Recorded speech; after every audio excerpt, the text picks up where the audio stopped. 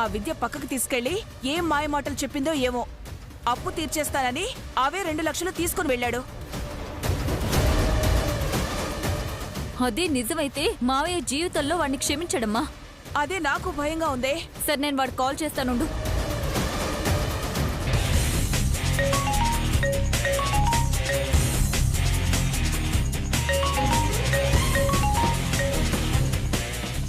అక్క ఫోన్ చేస్తుందండి. అమ్మ చెప్పుంటుంది, వీళ్ళ మాటలు వింటే విద్యతో నా పెళ్లి ఈ జన్మలో జరగదు.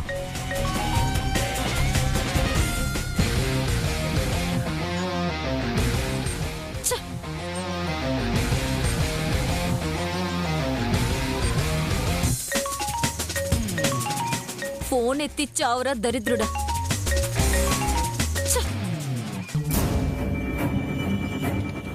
ఏమన్నాడే? ఫోనే లిఫ్ట్ చేస్తే కదా. నువ్వు వాణ్ణి ఆపవే ఎలాగైనా. మీ మావయ్యని మాత్రం కలవనివ్వకు. నేను వస్తున్నాను. అలాగే అమ్మా. ఆటో.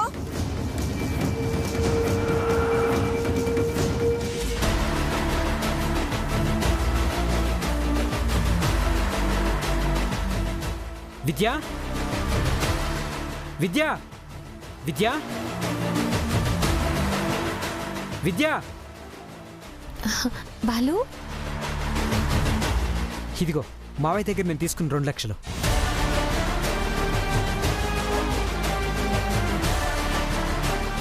బాలు, అప్పుడే 2 లక్షలు ఎలా? నా విద్య అడిగితే నా ప్రాణాలైనా ఇచ్చేస్తాను. అలాంటిది ఈ 2 లక్షలు తీసుకురాలేనా? ఇవి నేను కష్టపడి సంపాదించినవి. మావయ్య గారిని రమ్మను. మావయ్యకి డబ్బిచ్చి నేను ప్రయోజకుని అనిపించుకుంటాను. అవునవును, ఖచ్చితంగా మెచ్చుకుంటారు. సమయానికి మీ అమ్మ అక్క కూడా లేరు. వాళ్ళతో నాకు అవసరం లేదు. నువ్వున్నావుగా, మావయ్య పొగడ్డం నువ్వు చూస్తే చాలు.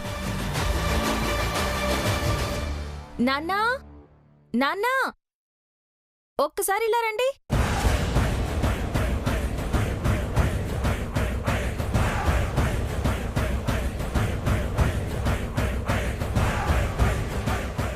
ఏంటమ్మా? బాలు మీకోసం వచ్చాడు నాన్న.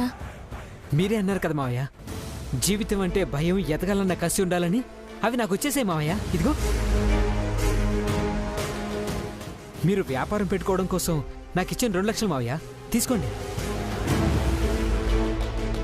నేను నీకు జీవితంలో ఎదగడానికి ఇచ్చాను, మళ్ళీ తిరిగి తీసుకోవడానికి కాదు బాలు. అవి నీ దగ్గరే పెట్టుకో.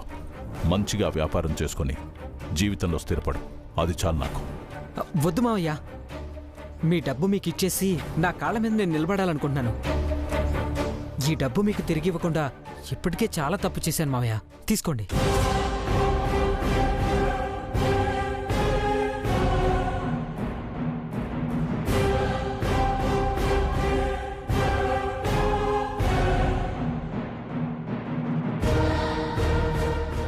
సరే బాలు, నీ ఆనందం కోసం తీసుకుంటాను.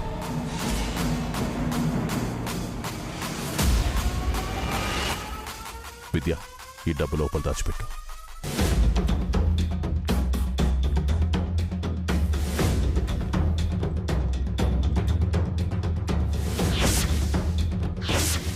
ఆగు విద్య.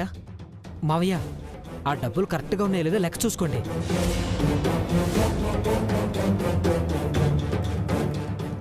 ఇక నుండి నేను ప్రతి విషయంలో పర్ఫెక్ట్గా ఉందాం అనుకుంటున్నాను. బాలు, మావయ్య గారిని ఇబ్బంది పెట్టకురా, తర్వాత చూసుకుంటారులే.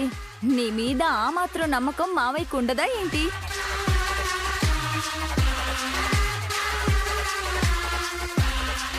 పద్మ, ఆ డబ్బులు తీసుకెళ్లి లోపల పెట్టమ్మా. అలాగేనమ్మా. ఆగొదినా.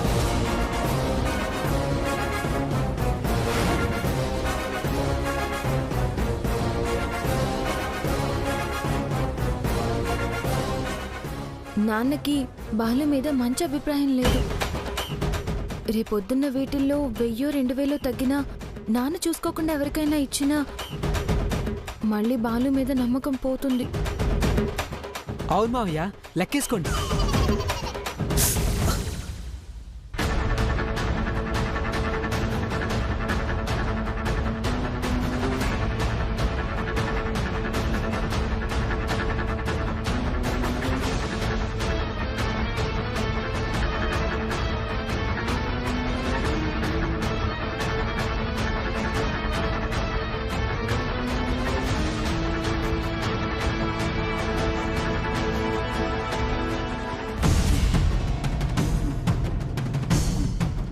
మావయ్య శ్రీనివాసరావు గారు ఇవ్వాల్సిన 2 లక్షలు ఇచ్చి వెళ్ళారు.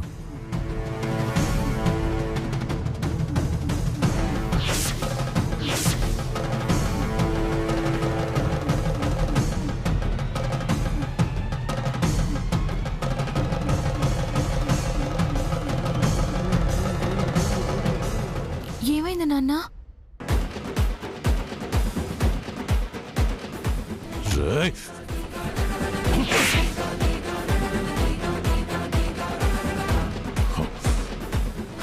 అన్నయ్య మావయ్య!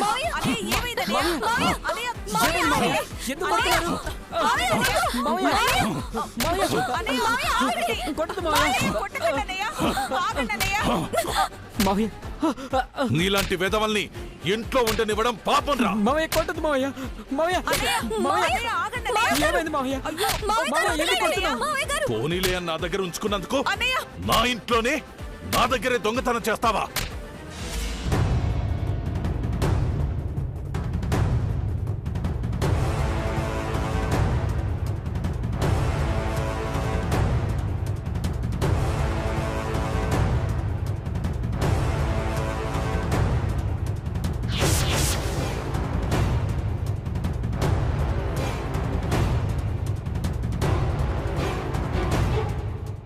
ఏంటి మావయ్య గారు మీరు అనేది?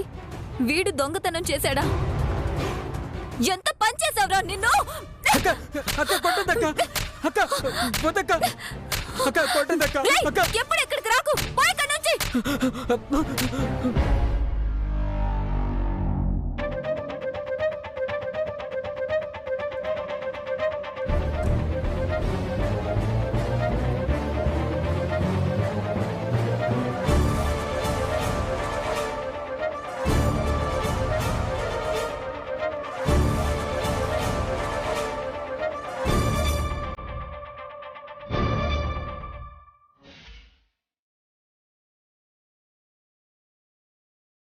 ఏమైంది నాన్న? చాలా పెద్ద తప్పు చేశానమ్మా. గణపతి తమ్ముడు సుబ్బు దొంగతనం చేశాడేమోనని పొరపాటు పడ్డానమ్మా.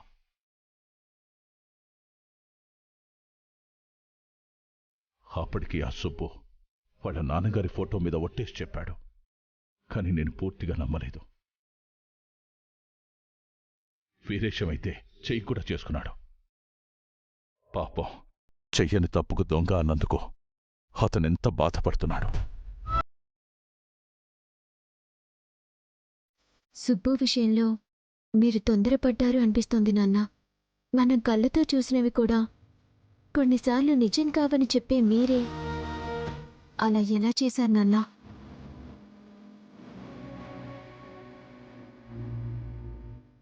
వాళ్ల కుటుంబం నన్ను క్షమించినా నన్ను నేను క్షమించుకోలేనమ్మా.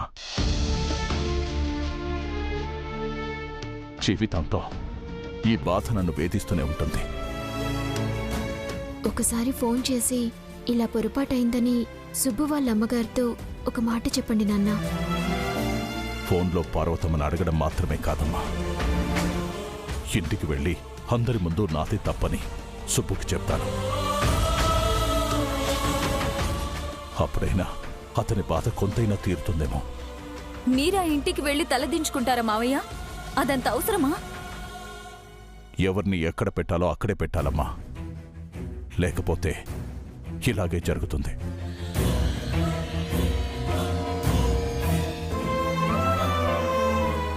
అమ్మ విద్య, నేను గణపతి వాళ్ళ ఇంటికి వెళ్ళొస్తానమ్మా.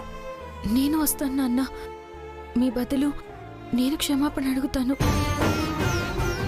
మీరు తలదించుకుంటే నేను భరించలేను నాన్న. అది కదమ్మా. ప్లీజ్ నాన్న. సుబ్బు తప్పు చేయలేదనే నిజాన్ని మాస్టర్ గారికి కూడా చెప్తాం. స్కూల్లో ఉన్న ఆయన మనసు కుదుట పడుతుంది. అలాగే పద. నిధి, ఇవి లోపల పెట్టు.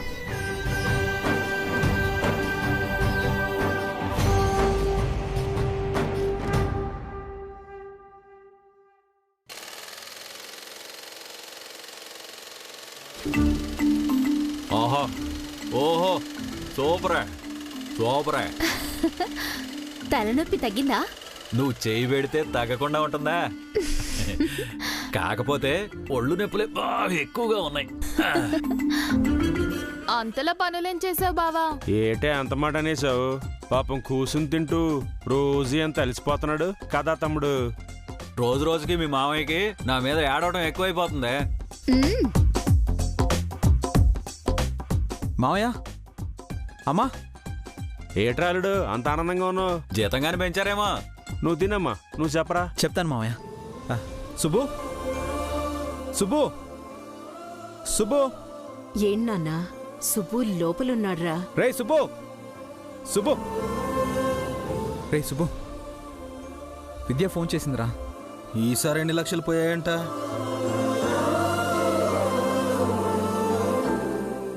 అయినా నేను వాళ్ళ ఆఫీస్కి ఏం వెళ్ళలేదు కదా. నువ్వే తప్పు చేయలేదని విద్య చెప్పిందిరా.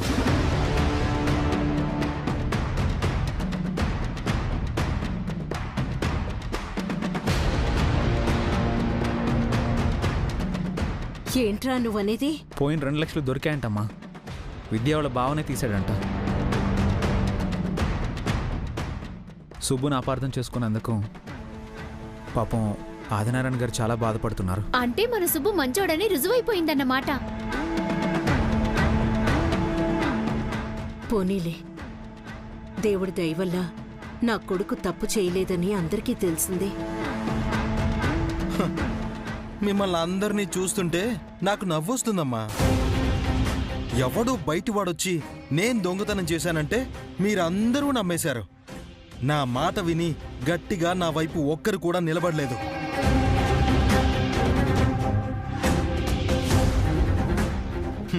ఇప్పుడు అదే బయటివాడు నేను మంచోనని సర్టిఫికెట్ ఇస్తే ఆనందపడిపోతున్నారు. వా, ఏం ఫ్యామిలీ అమ్మా నాది.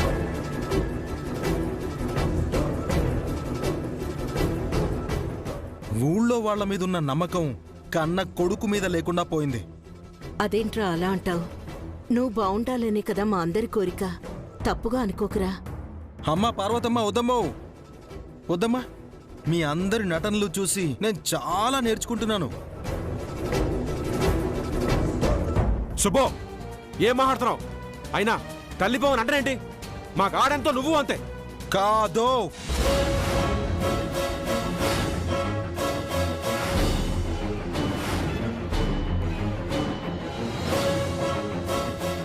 నేను వీడు ఒకటి కాదు.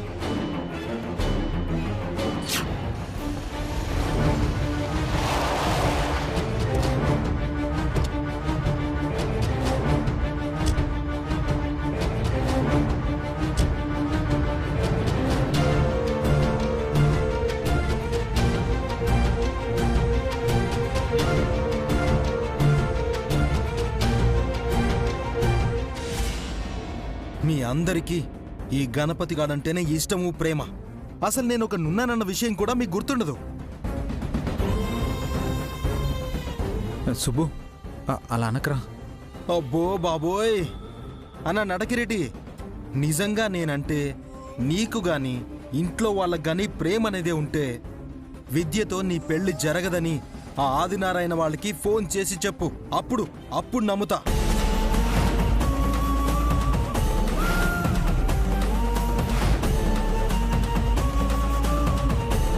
రే, ఇలా ముడేసేవేట్రా?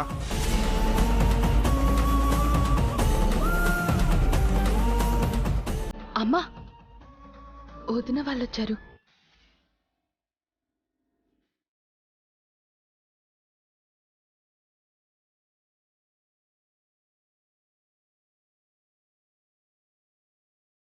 నమస్కారం అన్నయ్య గారు. రండి. నమస్కారం. రండి సార్, రండి. కరెక్ట్ టైంకి వచ్చారు. సుబ్బు, నోరు మూసుకో. అన్నయ్య గారు కూర్చోండి. పర్వాలేదమ్మా. ఇప్పుడు మీరు కూర్చోకపోతే వచ్చే నష్టమేం లేదు గాని నాకు ఒక విషయం చెప్పండి. అసలు మా కుటుంబం అంటే మీకెందుకు సార్ అంత పగ?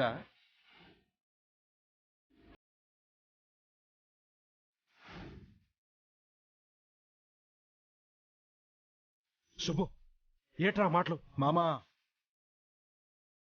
నాన్న చనిపోయే సమయానికి నా వయసు 7 ఏళ్ళు.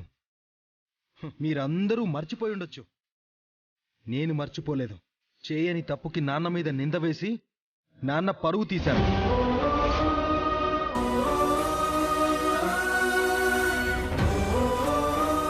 నాన్న కనిపించగానే దండం పెట్టే వాళ్ళంతా నాన్న కాలర్ పట్టుకునేలా చేశారు. దానికి కారణం ఈ పెద్ద మనిషి.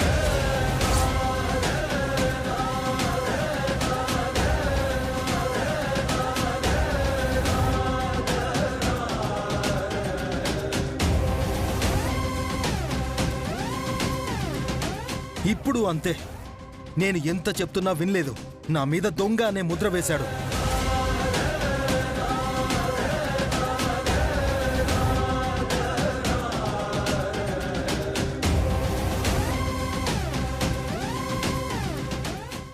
నీ కోపం నాకు అర్థమవుతుంది సుబ్బు. నీ విషయంలో నేను చాలా పెద్ద తప్పు చేశానని బాధపడుతున్నాను.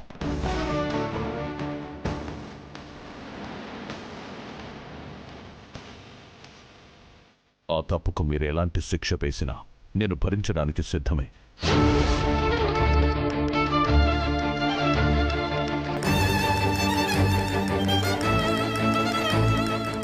కానీ మీ నాన్నగారి విషయంలో నా తప్పు లేదు.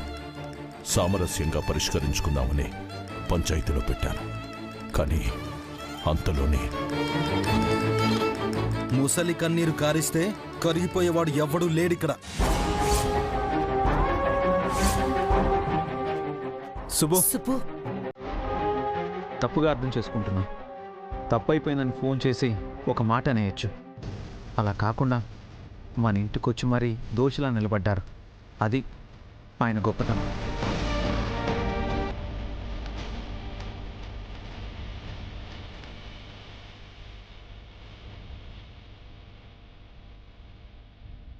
ఇదిగో పెద్ద బామ్మర్ది, అది ఆయన గొప్పతనం కాదు. నువ్వు వాళ్ళ కూతురు మెడలో 3 ముళ్ళు వేయాలి కదా.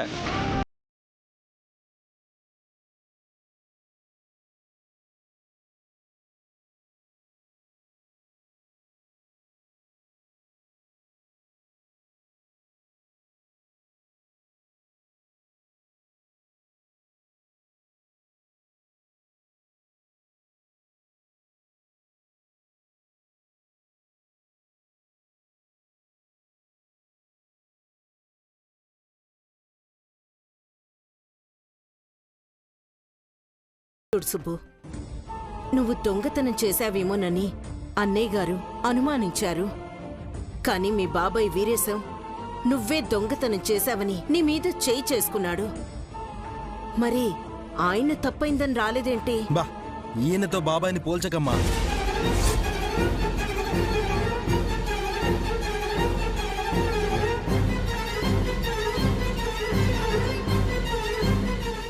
ఈ పెద్ద మనిషి మొదట తన పెద్ద కూతుర్ని విఘ్నేష్కి ఇస్తానన్నాడు. తర్వాత మాట మార్చి చిన్న కూతుర్ని ఇస్తానన్నాడు. అయినా సరే దానికి కూడా ఒప్పుకున్నాడు. నిజం తెలిసి అనవసరంగా నా మీద చేయి చేసుకున్నానని బాధపడుతూ బాబాయ్ ఇంట్లో కూర్చున్నాడు.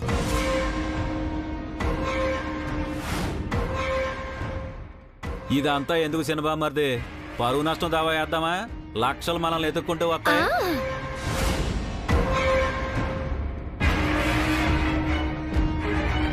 ఇలా అంటున్నానని మరోలా అనుకోకండి. ఎంత కావాలో చెప్పండి. తప్పు చేశాను కాబట్టి ఇచ్చేస్తాను.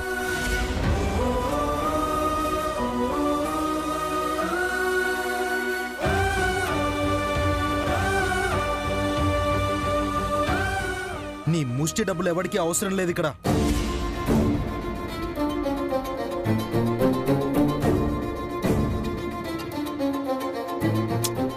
బామ్మర్ది, ఆవేశపడకరా. ఈ విషయంలో మాత్రం నాకు న్యాయం జరగాల్సిందే. అదే కథ ఆయన అడుగుతున్నారు. నేను అభిమానించే నా బాబాయ్ చేత నా కాలర్ పట్టించిన ఈయన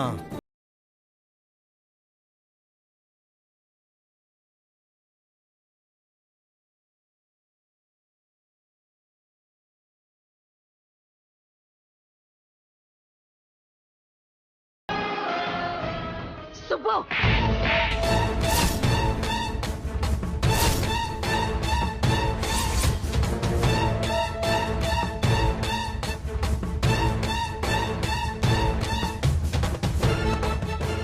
నన్నెందుకు కొట్టావమ్మా? కొట్టడం కాదు, చంపేస్తాను. పెద్దాయిన్ని పట్టుకుని ఏంట్రా మాటలు? నాన్న తప్పు చేయకపోయినా ఊరందరి కాళ్ల ముందు మోకరిల్లి దండం పెట్టాడు. తప్పు చేసిన ఈయన నా కాళ్ళు పట్టుకుంటే తప్పేంటి? అప్పుడు అది న్యాయమైతే ఇప్పుడు ఇది న్యాయమే.